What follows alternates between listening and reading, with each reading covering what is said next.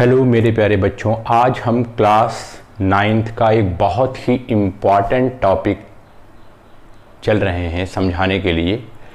और ये important topic है, जैसा कि आप बोर्ड पर देख पा रहे होंगे, इक्वेशन ऑफ मोशन। तो इक्वेशंस ऑफ मोशन आपको समझना है और इसका जो प्रूफ है, डेरिवेशन, वो ग्राफ मेथड से ही आपके सिलेबस में है। और बहुत बच्चे इसमें सफ़र करते रहते हैं कि ये हमारे समझ में नहीं आ रहा है। इसीलिए इसी प्रूफ को ही समझाने के लिए मैंने आपको प्रीवियस लेक्चर्स में ग्राफ का पूरा बेसिक बताया है। और प्लीज़ जो बच्चे इसको नहीं देखे हैं, आप प्लीज़ उसको देखिएगा, तभी आपको ये बात समझ में आने वाली है। अगर आप उसको नहीं देखे होंगे तो आपको ये समझ में नहीं आएगा। पूरी तरीके से रिकॉर्डेड वीडियो प्लेलिस्ट में जाकर के इसी चैनल पर है, अगर आप नहीं देखे हैं तो आप उसको देखिए। और जो इस चैनल को सब्सक्राइब नहीं किए हैं, आप प्लीज़ उसको सब्सक्राइब करिए। आपके सब्सक्रिप्शन से हमारा मोटिवेशन बढ़ता है और तब हमें वीडियोस आपके लिए बनाने का और भी मन करता है। तो प्लीज़ आप इसको सब्सक्राइब करिए, शेयर भी करिए। अगर आपको लगता है कि हाँ, ये बात कुछ इसमें ठीक से समझाई गई है, तो ज़रूर, अगर आप जितना आपके कर बस में है, आप उसको शेयर करने की पूरी भरपूर कोशिश करिए। एक बच्चा अगर बेड़ा उठाएगा कि 2 लोगों को हम सब्सक्राइब कराएंगे, तो ये कितना अच्छा काम हो जाएगा। तो चलिए हम लोग अपनी बात स्टार्ट करते हैं। अब हम पढ़ते हैं इक्वेशंस ऑफ मोशन। मोशन की 3 इक्वेशन है। पहला, first, v is equal to u plus a t, आपको इसको याद करना है। दूसरा, s is equal to u t plus half a t square. तीसरा, v square minus u square is equal to 2as। जहां पर आप देख रहे होंगे यहां पर कितने वेरिएबल्स इस्तेमाल हो रहे हैं, एक v, एक u, कुल मिला के हम तीनों की बात कर रहे हैं, फिर एक s, फिर एक a, फिर ये t। v क्या है? v को हम लोग फाइनल वेलोसिटी से रिप्रेजेंट करते हैं, और भी किसी से कर सकते हैं, लेकिन मैक्सिमम किताबों में यही लिखा रहता है, तो आपको भी थोड़ा सा एक बार पढ़ने में आसानी रहेगी। u को इनिशियल वेलोसिटी से, s को डिस्प्लेसमेंट से, और a एक्सीलरेशन है, और t यहां पर टाइम है। तो ये इक्वेशन ऑफ मोशन कब वैलिड होता है? ये फार्मूला तब वैलिड है, बहुत इंपॉर्टेंट, जब एक्सीलरेशन कांस्टेंट रहेगा। अगर आपको कोई ऐसा क्वेश्चन दिया गया जिसमें एक्सीलरेशन वेरी कर रहा है, तब ये इक्वेशन लगने वाली नहीं है। ये इक्वेशन तभी लगेगी जब एक्सीलरेशन ए उसमें क्या रहे, सब में कांस्टेंट, तभी हम ये तीनों इक्वेशन इसमें अप्लाई कर सकते हैं। अच्छा, अब एक इंफॉर्मेशन आपके लिए और छोटी सी, इस बात को आप ध्यान से जानते भी होंगे। आपने क्लास 8th में इक्वेशन को सॉल्व करने का तरीका आपने सीखा है मैथमेटिक्स में, हमें पूरा भरोसा है कि आप उसको सॉल्व कर लेते हैं। अच्छा, तो यहां पर आपको, जैसे मान लीजिए मैंने कहा y इज इक्वल टू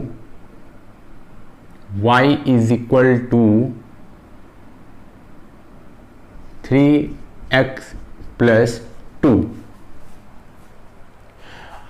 अब इस इक्वेशन में आप देखिए, इस इक्वेशन में 2 अननोन है, एक x की वैल्यू हमें नहीं पता, एक y की वैल्यू नहीं पता।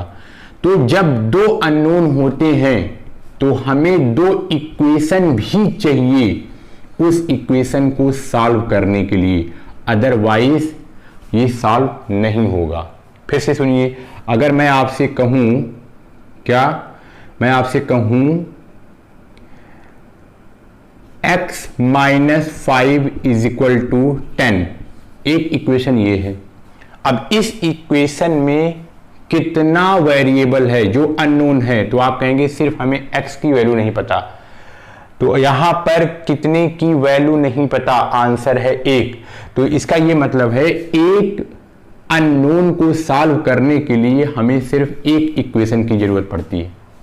फिर मेरी बात ध्यान सुनिए, अगर एक अननोन है उसको सॉल्व करने के लिए हमारा काम एक ही इक्वेशन से हो जाएगा, वैल्यू निकल आएगी। और आप जानते हैं कि x यहीं पर छोड़ोगे, 5 को इधर ले जाओगे तो ये कुल मिलाकर के क्या बन जाएगा, 10 + 5 = x, मतलब 15 = x। अच्छा, यहां पर देखिए दो वैल्यू हमें नहीं पता, तो जब दो वैल्यू नहीं पता रहती है तो हमको दो इक्वेशन का इस्तेमाल करना पड़ता है। ऐसे ही अगर 3 वैल्यू अननोन है तो 3 इक्वेशन बनाना पड़ेगा, 4 वैल्यू अननोन है तो हमें 4 इक्वेशन बनाने पड़ेंगे, तभी हमारा काम हो सकता है। तो ये बात आप इसको नोट करके ध्यान से ये बात कहीं लिखे रहिए, ये बहुत जरूरी है कि जितने अननोन है किसी इक्वेशन में उतने ही हमारे पास इक्वेशन होनी चाहिए, तभी वो क्वेश्चन सॉल्व होने वाला है। अच्छा, अब आप यहां आइए, यहां पर आप सारे टर्म का मतलब समझ रहे हैं। ये क्या है, final velocity, initial velocity, acceleration, time, displacement, initial velocity, time, और ये हाफ एक न्यूमेरिकल वैल्यू है, एक्सीलरेशन, टाइम, v क्या है, फाइनल वेलोसिटी, इनिशियल वेलोसिटी, 2 एक न्यूमेरिकल वैल्यू है, एक्सीलरेशन और डिस्प्लेसमेंट। अच्छा, इसका इस्तेमाल हम कब करते हैं, जब एक्सीलरेशन क्या रहता है, कांस्टेंट, और अगर मान लीजिए इस इक्वेशन में हमें 3 की वैल्यू दी गई है, मान लीजिए हमें v दिया गया है, u दिया गया है, a दिया गया है, तो हम टाइम निकाल सकते हैं। कोई भी हमें 3 दिया गया है और 1 नहीं पता है तो हम आराम से इसका इस्तेमाल करके निकाल सकते हैं। ऐसे ही इसमें मतलब केवल एक ही वैल्यू रहे, हर इक्वेशन में केवल अगर एक ही वैल्यू अननोन है और बाकी हमें क्वेश्चन में दी गई है, तब हम इस इक्वेशन का इस्तेमाल करके इसे आराम से फाइंड आउट कर सकते हैं। अच्छा, अब हमें इसका बहुत इंपॉर्टेंट क्या देखना है, प्रूफ। इसका डेरिवेशन बहुत ही इंपॉर्टेंट है और एग्जाम में आता ही आता है, और प्रूफ वो भी ग्राफ मेथड से। इसीलिए मैंने आपको ग्राफ इतने अच्छे से पढ़ाया है। प्लीज आप ग्राफ के वीडियोस को 1 बार 2 बार 3 बार आप आगे पीछे करके आप उसको जरूर देखिए, ध्यान से देखिए, तभी आप इसको समझ पाएंगे। जितने भी मोशन के वीडियो हैं स्टार्टिंग से, वो सब सारे के सारे प्लेलिस्ट में हैं, आप उसको देख सकते हैं। सब्सक्राइब भी करिए। इसका प्रूफ किसके मेथड से, ग्राफ मेथड से। अच्छा, अब एक बात मेरी ध्यान सुनिए, हमें किसी चीज का प्रूफ करना है, ठीक है, तो हमको एक बात ये समझ में आती है, प्रूफ में इतने टर्म हमें लाने हैं भाई, कुल मिला के इस इक्वेशन में इतने ही तो टर्म हैं। इसका मतलब वेलोसिटी है, ये भी वेलोसिटी ही है, डिस्प्लेसमेंट है, एक्सीलरेशन है, टाइम है। अच्छा, तो पहले हम थोड़ा सा बेसिक बिल्डअप कर लेते हैं, आखिर कौन से ग्राफ से हमारा काम होगा। इधर देखिए, मान लीजिए कि हमको पढ़ाया गया है क्या, ग्राफ। चलिए हम वैसे चर्चा करते हैं कि कौन से ग्राफ से हमारा काम होगा। अच्छा, यहां पर देखिए डिस्प्लेसमेंट है, तो कहने का मतलब बेसिक यही है, तो हम यहां D for displacement, displacement time graph एक देखिए, और यहां पर देखिए वेलोसिटी वाली बात है, तो यहां पर हमने वेलोसिटी टाइम ग्राफ देखा, और यहां पर एक्सीलरेशन भी आ रहा है तो हमने एक्सीलरेशन टाइम ग्राफ देखा। अब इन्हीं 3 ग्राफ में से एक ग्राफ से हमारा काम होगा, एक ही ग्राफ से ये तीनों इक्वेशन प्रूफ हो जाएंगी खूब अच्छे से। अच्छा, तो आइए चेक करते हैं पहले कि क्या हमारा इससे काम हो जाएगा। इधर देखिए, ये क्या है, डिस्प्लेसमेंट टाइम ग्राफ। चलिए, अगर डिस्प्लेसमेंट टाइम ग्राफ है तो इसका मतलब डिस्प्लेसमेंट और टाइम तो हमें मिल ही जाएगा। क्या हमें वेलोसिटी मिल पाएगी इससे, तो हां, आपको पता है अगर हम इसका क्या निकालेंगे, स्लोप, अगर हम इसका स्लोप निकालेंगे तो हमको यहां से वेलोसिटी भी मिल जाएगी, मतलब इसी ग्राफ से हमें वेलोसिटी भी मिल जाएगी। अच्छा, क्या हमको इस ग्राफ से एक्सीलरेशन डायरेक्टली मिलेगा, नहीं भाई। अगर डिस्प्लेसमेंट टाइम ग्राफ का आप क्या निकालेंगे, एरिया, तो कुछ नहीं देगा, स्लोप निकालेंगे तो क्या देगा आपको, वेलोसिटी, बस उसके बाद रुक गया।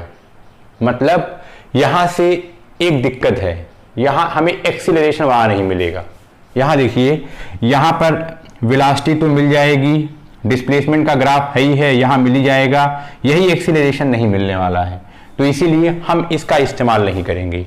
तो ये वाला ग्राफ तो हम नहीं सोचेंगे। अच्छा, यहाँ आइए, एक्सीलरेशन टाइम ग्राफ। अब आपको पता है एक्सीलरेशन टाइम ग्राफ का अगर आप स्लोप निकालेंगे तो आपको वो कोई इंफॉर्मेशन नहीं देगा।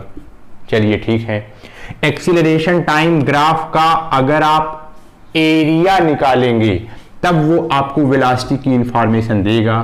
ठीक है, एक्सीलरेशन टाइम ग्राफ से आप किसी भी तरीके से कहां नहीं पहुंच सकते हैं, डिस्प्लेसमेंट तक नहीं पहुंच सकते। इसका मतलब यहां पर डिस्प्लेसमेंट नहीं पाएंगे हम लोग, डिस्प्लेसमेंट इस ग्राफ से मिलने वाला नहीं है। ये बात आपके समझ में आ रही है। अब देखिए, अगर मान लीजिए आपने अपने मन में जरा से भी सोचा कि हम इस वाले ग्राफ का इस्तेमाल कर लें, तो इस वाले ग्राफ से एक्सीलरेशन टाइम तो मिल जाएगा। मान लो ये एक्सीलरेशन और टाइम का ही ग्राफ है, तो मान लीजिए आपको एक्सीलरेशन मिल गया, टाइम मिल गया, वेलोसिटी भी मिल जाएगी जब आप इसका एरिया निकालेंगे तो। अच्छा, लेकिन आपको यहां से डिस्प्लेसमेंट नहीं मिलेगा, तो आप इसको भी नहीं, इसको भी, इस ग्राफ को भी आप कैंसिल कर देंगे। न ये हमारी कोई काम आने वाला है, न ये हमारे कोई काम आने वाला है। अच्छा, अब इसको जरा देखते हैं, वेलोसिटी टाइम ग्राफ। वेलोसिटी, एक तो ये वेलोसिटी टाइम ग्राफ है तो पक्का है यहां वेलोसिटी और टाइम की इंफॉर्मेशन तो आपको मिल ही जाएगी, दोनों वेलोसिटी और टाइम। बचा क्या? डिस्प्लेसमेंट और एक्सीलरेशन। अब इधर देखिए, आपको पता है वेलोसिटी टाइम ग्राफ का एरिया हमें डिस्प्लेसमेंट देता है। वेलोसिटी टाइम ग्राफ का एरिया हमें क्या देता है?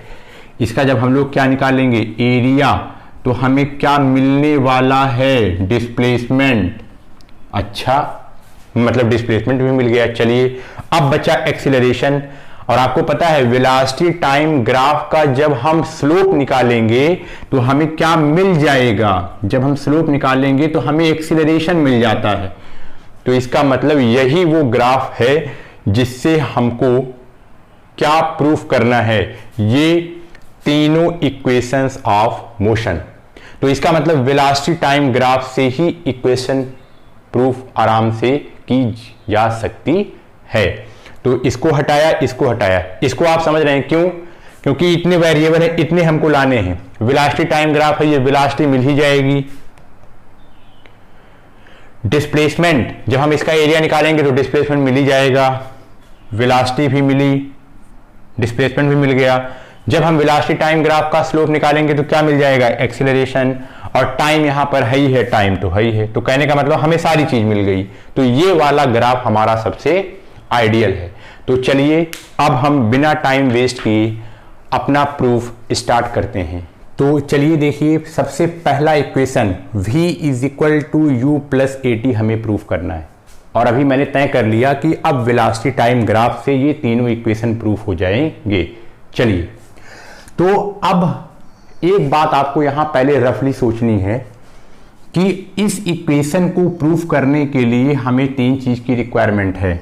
वेलोसिटी आ जानी चाहिए, ये भी वेलोसिटी है, ये भी वेलोसिटी है, एक्सीलरेशन मिल जाए और टाइम मिल जाए। चलिए, यहां वेलोसिटी है ही है।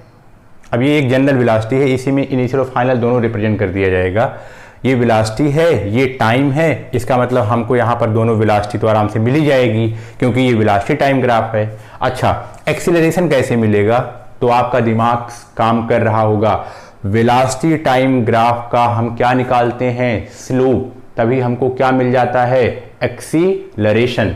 तो हमें यहाँ पर आराम से ये काम हो जाएगा। चलिए अब हम शुरू करते हैं। अब सबसे पहला एक और भी आप यहाँ थोड़ी सी सावधानी है, इसको आप देखिएगा। मान लीजिए कोई बच्चा गलती से इस ग्राफ को ऐसे करता है, ऐसे मत करिएगा, ठीक है, ऐसी कोई दिक्कत की बात नहीं है। लेकिन समस्या यहां पर ये है, देखिए मान लीजिए मैं कहूं आपने किसी बॉडी को देखा time t is equal to 0 पर, तो इसकी वेलोसिटी कितनी थी? 0। तो जब time t is equal to 0, इसका मतलब आप आ गए, इसका मतलब आपने देखना स्टार्ट किया, इसका मतलब आपने स्टार्टिंग में देखा, तो इसका मतलब वो उसकी क्या है? Initial velocity. तो जब आप यहां से स्टार्ट करेंगे तो यहां पर जो आपने फर्स्ट टाइम देखा वो इसकी इनिशियल वेलोसिटी है, और यहां पर इनिशियल वेलोसिटी कितनी आ रही है? 0। तो यहां पर इनिशियल वेलोसिटी को हम लोग किससे रिप्रेजेंट करते हैं, u से। तो यहां पर इनिशियल वेलोसिटी तो 0 हो जाएगी, तो ये वाला जो टर्म है वो तो बेकार हो जाएगा, तो ये तो नहीं आएगा। इसीलिए ग्राफ ऐसे नहीं बनाएंगे। ग्राफ आपको बनाना है कैसे, ऐसे। ये ग्राफ आपको यहां से शुरू करना है, ये ऐसे। अब देखिए काम आपका, मान लीजिए आपने देखा, आप t इज इक्वल टू 0 आप आ गए, आपने किसी बॉडी को देखा तो उसकी वेलोसिटी इतनी थी। अब देखिए यहां पर 0 नहीं है, यहां 0 नहीं है। जब t इज इक्वल टू 0 एकदम स्टार्टिंग में आपने देखा तो इसकी वेलोसिटी कितनी, आप कहेंगे इतनी। इसका मतलब इसकी कुछ वेलोसिटी है, अब ये 0 नहीं है, आपने इसको फर्स्ट टाइम देखा है, तो ये इसकी इनिशियल वेलोसिटी हो गई। ये इसकी क्या हो गई, इनिशियल वेलोसिटी। मतलब यहां से लेकर यहां तक आप इसको बोल सकते हैं ये इसकी इनिशियल वेलोसिटी हो गई। अच्छा, फाइनल वेलोसिटी कब, अरे भाई ग्राफ कहां तक गया है, यहां तक, तो इसका मतलब ये इसका फाइनल है। इसका मतलब आपको ये पता है कि इस वाले टाइम पर, यहां पर जर्नी खत्म हो गई है, इस वाले टाइम पर इसकी वेलोसिटी आपने देखी तो कितनी, इतनी। तो ये वेलोसिटी कितनी है, तो आप कहेंगे ये वेलोसिटी, आप इसको यहां पर देखेंगे तो ये वेलोसिटी इतनी है। कितनी है, यहां से लेकर यहां तक, तो इसका मतलब ये इसकी लास्ट वाली वेलोसिटी है। तो आप इसको ऐसे बोलेंगे, यहां से लेकर यहां तक ये पूरा, ये सब इक्वल है। इसका मतलब ये इसकी फाइनल वेलोसिटी है, ये इसकी क्या है, फाइनल वेलोसिटी है। अरे भाई लास्ट में देखा तो ये इसकी फाइनल वेलोसिटी है, ठीक है। अच्छा, अब थोड़ा हम इसी में मैथमेटिकली थोड़ा कंस्ट्रक्शन कर लेते हैं, क्योंकि हमें पता है अभी हमको वेलोसिटी टाइम ग्राफ का, ये वेलोसिटी टाइम ग्राफ है, वेलोसिटी टाइम ग्राफ का हमें स्लोप निकालना पड़ेगा। तो हम कंस्ट्रक्शन कर लेते हैं। आपको पता है जो यहाँ लाइन रहती है हम एक लाइन ड्रा कर लेते हैं, क्योंकि ये ग्राफ थोड़ा ऊपर हो गया है, तो ये कंस्ट्रक्शन करेंगे, इसीलिए इसको डॉटेड लाइन से करेंगे। आपने इसको क्या कर लिया, एक कंस्ट्रक्शन किया आपने, तो इसका क्या मतलब हुआ, इसका मतलब आपने एक हॉरिजॉन्टल लाइन बनाई, वही आपको एंगल पता करने के लिए। तो इसका मतलब ये इसका क्या हो जाएगा, थीटा। अभी सब काम आएगा इसका। अच्छा, अब आप इसको थोड़ा सा और भी अच्छे तरीके से बताइए, ये डिस्टेंस कितनी है यहां से लेकर यहां तक, तो आपको पता है इसकी डिस्टेंस है t। भाई यहां 0 से t है, तो इसका मतलब इसकी लेंथ पूरी हो गई t। ये लेंथ बराबर है, तो ये वाली लेंथ भी कितनी हो गई, t, ये इसके बराबर है। अच्छा, फिर से देखिए, ये वाली लेंथ इसके बराबर है, तो आप इसको यहां भी ऐसे लिख सकते हैं, ये पूरी की पूरी लेंथ है, ये पूरी की पूरी लेंथ है, ये भी पूरी लेंथ यहां से लेकर यहां तक, ये लेंथ और ये लेंथ इक्वल है। अच्छा, अब आप यहां देखिए, ये वाली लेंथ, ये कितना है, ये है u, मतलब इनिशियल वेलोसिटी, तो इसका मतलब ये कितना हो गया, आप कहेंगे ये है u। बस अब सारा काम हो गया। और सबसे अच्छी बात यह है कि अब इतना कुछ आपने कर लिया है, अब आपको बार बार बनाने की ज़रूरत नहीं है, और इसी ग्राफ से ही तीनों इक्वेशन प्रूफ हो जाएगा। चलिए अब आप ध्यान से देखिए, कहाँ देखेंगे ध्यान से, यहाँ पर आपको ये प्रूफ करना है v is equal to u plus a t. वैसे रफली आप सोचिए, v आना चाहिए, u आना चाहिए, a आना चाहिए, t आना चाहिए। तो v और t, तो ये वेलोसिटी और टाइम का तो ग्राफ ही है, तो ये तो डायरेक्टली यहाँ पर है ही, इसमें हमको कुछ करना नहीं है। हमें समस्या इस बात की है, हमारा मन इसलिए परेशान हो रहा है कि काश एक्सीलरेशन आ जाए। तो आपको परेशान होने की जरूरत नहीं, आप जानते हैं अगर आप इस ग्राफ का स्लोप निकाल लें, क्या निकाल लें, स्लोप, तो आपको क्या देगा, एक्सीलरेशन। तो आप यहां लिखेंगे now slope of we T graph अरे भाई वेलोसिटी टाइम ग्राफ का हम क्या निकाल रहे हैं, slope. Now slope of VT graph gives the acceleration. Slope of VT graph हमें क्या देता है, एक्सीलरेशन, मतलब ए।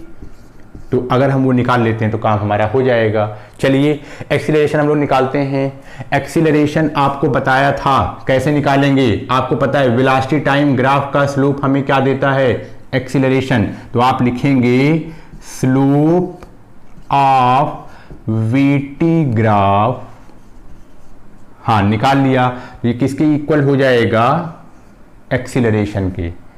तो वीटी ग्राफ का जरा यहां आप स्लोप निकालिए। तो स्लोप हम लोग कैसे निकालते हैं, स्लोप आपको बताए थे एक बार तरीका, क्या स्लोप निकालना हो तो आपको परपेंडिकुलर अपॉन बेस करना होता है, यही करना है। किसी ट्रायंगल में आपको इसका स्लोप निकालना है तो आपने क्या किया, एक लाइन ऐसे ड्रा कर ली, इसीलिए ये सब लाइन ड्रा की, और इसको ऐसे मिला दिया, और ये इसकी हॉरिजेंटल है, यहां से एंगल है। अच्छा आपको ये बताए थे एकदम स्टार्ट में, जो नहीं देखा है प्लीज देखेंगे। अगर ये थीटा है, अच्छा तो अगर ये क्या है, ये है 90 डिग्री, तो 90 के सामने क्या होता है, हाइपोटेनियस। अच्छा उसके बाद जो ये थीटा के साथ होता है, ये आपको मैंने पूरी तरीके से बताया था, ये है बेस, ये वाली लाइन बेस है, और ये वाली लाइन क्या है, परपेंडिकुलर। तो स्लोप कैसे निकलता है, perpendicular upon base, perpendicular upon base. तो यहां पर स्लोप ऑफ वीटी ग्राफ क्या हो गया, तो आप कहेंगे परपेंडिकुलर अपॉन बेस, यही क्या होता है, एक्सीलरेशन। अब देखिए परपेंडिकुलर कितना है। अब आपको ये जो परपेंडिकुलर की जो लेंथ है ना, वो वेलोसिटी के टर्म में ही बतानी पड़ेगी। अब आप बताइए ये लेंथ कितनी है, परपेंडिकुलर, परपेंडिकुलर का मतलब कहां से कहां तक, यहां से लेकर यहां तक, क्योंकि ट्रायंगल इतना ही है। तो परपेंडिकुलर कितना है, आप इस बात को जरा ध्यान से देखिए। पूरी लेंथ है v, v में से ये कितनी है, u। तो अगर आप पूरी v में से क्या सब्सट्रैक्ट कर दें, u, तो आपको ये क्या मिल जाएगी, v माइनस u। ये आपके समझ में आ रहा होगा। तो ये लेंथ हो जाएगी v माइनस u, ये इतनी, ये पूरी लेंथ इतनी हो जाएगी, v माइनस u। अच्छा तो ये हो गया आपका परपेंडिकुलर। बेस कितना है, बेस है ये वाला, तो यहां बी नहीं लिखेंगे, बेस ये टाइम है। तो आप यहां परपेंडिकुलर कितना हुआ, तो आप कहेंगे v माइनस u अपान बेस कितना है, बेस है t। तो यहां पर ये हो गया t इज इक्वल टू कितना, a। अच्छा अब आप एक काम करिए, इस t को उधर ले जाइए, तो ये कितना हो गया, v minus u is equal to a t. ठीक है, आप फिर से एक काम करिए, इस u को उधर ले जाइए, तो v is equal to u plus a t. आप देखिए ध्यान से, ये वाला इक्वेशन प्रूफ हो गया। अब आइए हमें दूसरा इक्वेशन प्रूफ करना है। सेम वही ग्राफ हमने यहां पर बना करके रखा है, तो दूसरा इक्वेशन। अब आप फिर से इस इक्वेशन को ध्यान से देखिए। हमें इसको प्रूफ करने के लिए क्या चाहिए, वेलोसिटी टाइम, भाई ये इनिशियल वेलोसिटी को मिला के है वेलोसिटी, वेलोसिटी चाहिए, टाइम चाहिए, और क्या चाहिए, एक्सीलरेशन चाहिए, और क्या चाहिए, डिस्प्लेसमेंट चाहिए। अच्छा वेलोसिटी टाइम तो ऐसे आराम से मिल जाएगा, हाँ एकदम सही। अब हमको यहाँ पर एक बात ये देखनी है, हमको डिस्प्लेसमेंट भी चाहिए, और आपको घबराने की कोई ज़रूरत नहीं है। आपको पता है वेलोसिटी टाइम ग्राफ का अगर हम एरिया निकालते हैं, ये वेलोसिटी टाइम ग्राफ है, इसके अंडर का जो एरिया है, मैं इसको ये ऐसे ऐसे प्रेजेंट कर रहा हूँ, ये ऐसे पूरा मिला देते थे, तो आपको ये पता है जहाँ जहाँ मैं डॉटेड लाइन बना रहा हूँ, ये सब इसका एरिया है, ये सब इसका क्या है, एरिया है। अच्छा तो आप इस एरिया को बहुत ध्यान से देखिए। वेलोसिटी टाइम ग्राफ का एरिया हमें क्या देता है, डिस्प्लेसमेंट। स्पीड टाइम ग्राफ का एरिया हमें क्या देता है, डिस्टेंस। वेलोसिटी टाइम ग्राफ का एरिया हमें क्या देगा, डिस्प्लेसमेंट। तो इसका ये मतलब हुआ कि ये पूरा जो एरिया है पूरा, क्योंकि इस ग्राफ के अंडर में है ये सारा एरिया, ये एरिया दो पार्ट में ब्रेक है। देखिए आप इसको ऐसे कह सकते हैं, ये एरिया ट्रायंगल का प्लस रेक्टेंगल का। तो इसका मतलब आप यहां लिखेंगे एरिया ऑफ वीटी ग्राफ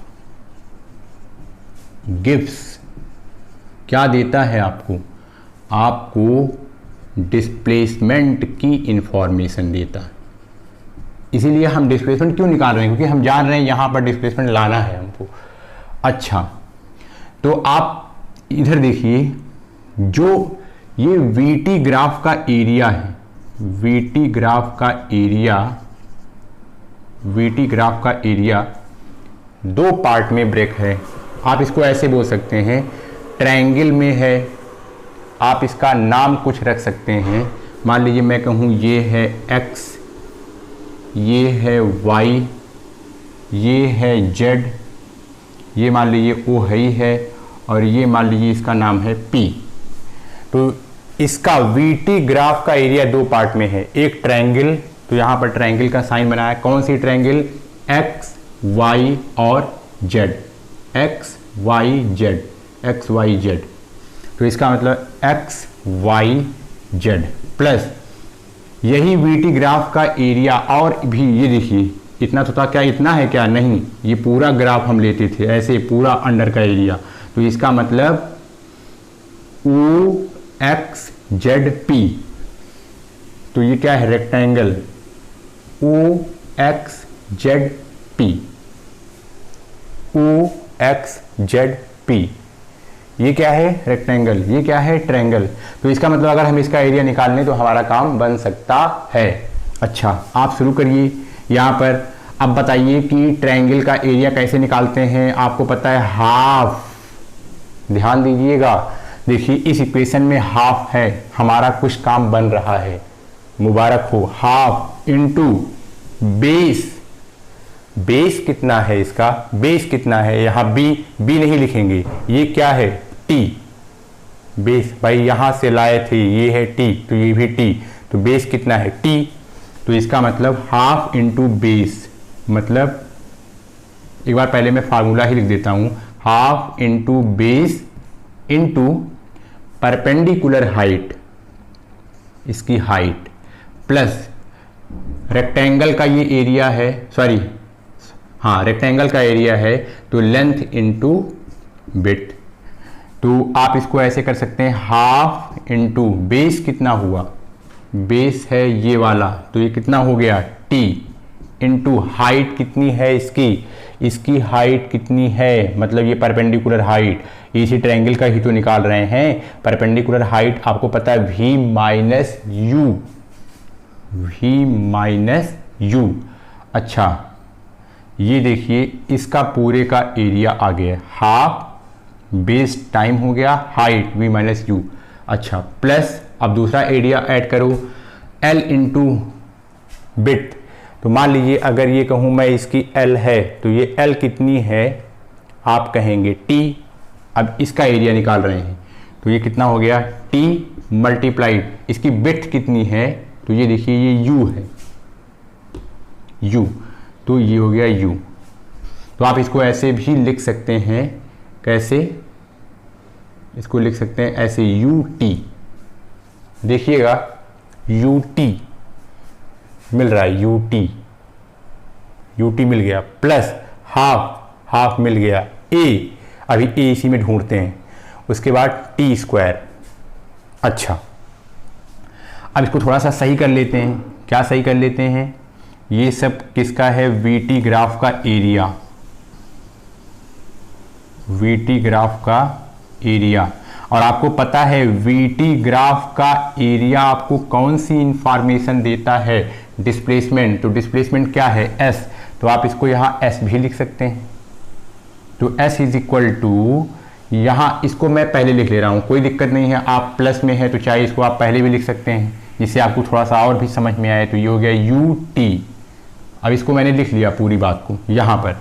अब यहाँ प्लस, यहाँ half into t into v minus u. हमारा दिमाग केवल एक में ही परेशान है, क्या यार, यस भी मिल गया, यू टी भी मिल गया, हाफ भी मिल गया, और यहाँ अगर कास टी स्क्वायर हो जाता तो काम बन जाता और एक्सीलरेशन आ जाता। कोई बात नहीं, आपको मैथमेटिक्स में इतना पता है क्या कि अगर आप यहाँ पर अपने मन से ही टी से डिवाइड कर दो और ऊपर जितना आपने डिवाइड किया है उतना ही मल्टीप्लाई कर दो तो इसमें कुछ फर्क पड़ने वाला नहीं है। टी से टी कट जाएगा, टी से टी कट जाएगा और फिर से वही रहेगा, तो कोई इसका चेंज नहीं आया। लेकिन टी टी करने से, टी से डिवाइड और टी से मल्टीप्लाई करने से हमारा एक काम बन गया जिससे हम परेशान हो रहे थे कि काश हमें ए मिल जाता। और आपको ये पता है, ये आप याद करो, ये क्या है, ये एक्सीलरेशन। अरे भाई, change in velocity, final velocity minus initial velocity upon T. जब एक्सीलरेशन का फॉर्मूला आपको बताया था तो उस समय आपको ध्यान होगा, इसका मतलब ये है एक्सीलरेशन, ये बात। और अब एक टी बचा तो टी और टी क्या हो गया, टी स्क्वायर। तो आप इसको फाइनली लिखिए क्या, s is equal to u t plus half. अब यहाँ पर ये पूरा टर्म गायब हो गया तो इसके प्लेस पर आ गया टी, तो यहाँ पर ये टी और टी कितना हो गया, टी स्क्वायर। तो ये देखिए आपका ये सेकंड इक्वेशन प्रूफ हो गया। अब देखिए यहाँ पर third equation, v square minus u square is equal to 2as, इसी ग्राफ से ही प्रूफ होगा। और अब यहाँ पर आप देखिए, आपने वेलोसिटी टाइम ग्राफ बनाया ही है, यहाँ पर वेलोसिटी ही है, वेलोसिटी ही है, 2 देखा जाएगा, यहाँ पर एक्सीलरेशन अभी देखा जाएगा, यहाँ पर भी डिस्प्लेसमेंट ही है। तो इसका मतलब हमें यहाँ ये क्लू मिल रहा है कि वेलोसिटी टाइम ग्राफ का फिर से एक बार हमें एरिया निकालना है। लेकिन आपको ये ध्यान देना है कि आप किसी एक क्वेश्चन को कई तरीके से सॉल्व कर सकते हैं। अभी आपने देखा सेकंड वाले इक्वेशन में भी आपने एरिया निकाला था, लेकिन वहां पर आपने इस पूरे एरिया को 2 पार्ट में ब्रेक किया। अब इसको आप याद रखिए, जब आप उसको 2 पार्ट में ब्रेक करके, ट्रायंगल और रेक्टेंगल में ब्रेक करके जब उसको सॉल्व करेंगे तब आप सेकंड इक्वेशन प्रूव कर पाएंगे, s is equal to u t plus half a t square. अच्छा, अब फिर से हमें वी टी के अंदर का एरिया हमें पता करना है, लेकिन अब की बार हम मेथड चेंज कर देंगे। हमें निकलेगा तो डिस्प्लेसमेंट ही, लेकिन मेथड चेंज कर देंगे। अब की मेथड ये लगाएंगे क्या, अब की बार हम इसको ट्रेपेजियम मानेंगे, और ट्रेपेजियम है भी क्या, ये देखिए, ये इस वाले ग्राफ का पूरा एरिया आप देखिए कितना, ओ एक्स वाई पी, ये ट्रेपेजियम है। आपको ट्रेपेजियम पता है कि यानी कि जिसकी 2 साइड्स क्या होती हैं, पैरेलल। तो ये वाली साइड और ये वाली साइड, दोनों साइड क्या है, पैरेलल। ये साइड आपस में पैरेलल हैं, तो ये आपका ट्रेपेजियम है। और ट्रेपेजियम का एरिया कितना होता है ये आपको अच्छी तरीके से पता है। तो फिर से वही बात है कि हम यहाँ पर एरिया ही निकालेंगे, area of VT graph gives displacement, ठीक है। तो आप हमें एरिया बताइए, एरिया किसका, एरिया ट्रेपेजियम का।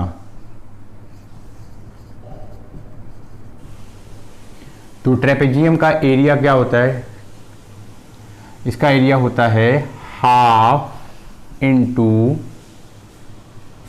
पैरेलल साइड का समेशन। ये आपने मैथमेटिक्स, पैरेलल साइड कौन सी है, ये वाली और ये वाली, मतलब समेशन ऑफ पैरेलल साइड। एक बार हम फॉर्मूला लिखते हैं, सम ऑफ, ये है पैरेलल का निशान, parallel sign, sum of parallel sides into दोनों पैरेलल साइड की बीच की डिस्प्लेसमेंट, उनके बीच का जो डिस्टेंस है, तो इनटू उसकी डिस्टेंस बिटवीन पैरेलल साइड, ये इसका फार्मूला है। तो आइए हम लोग शुरू करते हैं। हम लोग वीटी ग्राफ का एरिया निकाल रहे हैं और एरिया देखने में कैसा है, ट्रेपेजियम जैसा। तो कुल मिला के अगर हम एरिया निकाल लेंगे तो हमें किसकी इंफॉर्मेशन देगा, आपको पता है डिस्प्लेसमेंट की इंफॉर्मेशन देगा। हमें डिस्प्लेसमेंट चाहिए क्या? यस चाहिए। यहाँ पर देखिए डिस्प्लेसमेंट है, तो अब हम इसको ऐसे लिखते हैं, डिस्प्लेसमेंट को बार बार डिस्प्लेसमेंट नहीं लिखेंगे, इसको लिखेंगे S is equal to half into sum of parallel side.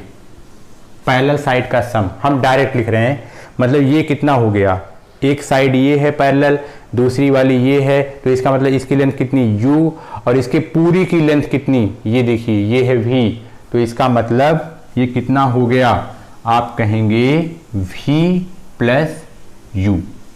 अरे भाई v ऐड किया u ऐड किया, अच्छा, into distance between parallel side. Parallel side ये है, इसके बीच की डिस्टेंस कितनी है, तो आप कहेंगे यही तो है। अरे भाई इतना ही तो गैप है, तो कितना है ये, कहेंगे t, तो इसका मतलब ये हो गया t। अच्छा, अब आपको यहाँ एक काम करना पड़ेगा, आप जानते हो क्या, यू आल्सो नो दैट, तो आप लिखेंगे वी आल्सो नो दैट। अब आपने एक ग्राफ आपने प्रूफ कर लिया है, एक इक्वेशन, क्या कि v is equal to u plus a t. यहां से हम t की वैल्यू निकाल लेंगे, तो यहां पर कैसे t की वैल्यू निकालेंगे, आप इसको इधर ले जाइए, ये हो गया v, इसको इधर ले जाइए माइनस u, अच्छा, is equal to a t. अच्छा, t की वैल्यू हमको निकालनी है, तो t को यहीं छोड़िए, a को इधर ले जाइए, तो ये हो जाएगा v माइनस यू अपान, ये नीचे आ जाएगा a is equal to t. तो कहने का मतलब t की ये वैल्यू आ गई। अब इसी t की वैल्यू को हमको पुट करना है कहाँ पर, इस वाले t के प्लेस पर। तो आप लिखेंगे यहाँ पर, अगर मैं इसको कहूँ इक्वेशन नंबर फर्स्ट और इसको मैं बोल दूँ इक्वेशन नंबर सेकंड, तो आप लिखेंगे प्लेस या put the value of t की वैल्यू रखना है इन इक्वेशन फर्स्ट में रखना है, फ्रॉम कहाँ से ले आना है, फ्रॉम इक्वेशन सेकंड। तो चलिए आप यहाँ इसको करिए, ये कितना हो गया, s is equal to half v plus u, t के प्लेस पर आप ये रख सकते हैं, क्या बनेगा ये, तो ये हो जाएगा v माइनस यू अपान ए। अच्छा, अब आप इसको आप ध्यान से देखिए, इसके बीच में भी मल्टीप्लिकेशन साइन है, इसके बीच में मल्टीप्लिकेशन साइन है, ये 2 इधर जा सकता है, देखिए आपका काम बन रहा है, देखिए 2 इसके साथ है, तो ये t इधर जा सकता है, वैसे ये a नीचे है, ये भी इधर आएगा, तो कहने का मतलब मैं सब एक साथ लेके चल रहा हूँ, ये भी इधर गया, ये भी इधर गया, ये बन गया 2as, क्या बचा यहाँ पर, v प्लस यू और v माइनस यू। और आपको पता है ये फार्मूला आपको जाना पहचाना लग रहा है, आप एक फार्मूला अच्छी तरीके से जानते हैं, क्या, a प्लस बी, एक ब्रैकेट में a माइनस बी, तो इसका क्या होता है, a square minus b square. आप क्या जानते हैं, a प्लस बी और a माइनस बी, ये क्या होता है, a square minus b square. तो यहाँ पर a b को वही चेंज कर दिया गया है, a के प्लेस पर मान लीजिए v रख दिया गया है और b के प्लेस पर मान लीजिए u। तो यहाँ देखिए, यहाँ पर एक बार प्लस में है, एक बार माइनस में है, तो आप इसको ऐसे लिख सकते हैं 2as is equal to v square minus u square. ये आपका था इक्वेशन नंबर 3। आप एक बार देखिए, 2 बार देखिए आराम से, लेकिन आप इस प्रूफ को खूब अच्छे से इतनी प्रैक्टिस कर लीजिए कि ये आपका खूब अच्छे से अच्छा हो जाए। ये एग्ज़ाम के लिए बहुत इम्पॉर्टेंट है। अब आपका सिर्फ इसमें एक टॉपिक और बचा है, उसके बाद मैं आपको एनसीईआरटी के सारे न्यूमेरिकल सॉल्व करा दूंगा।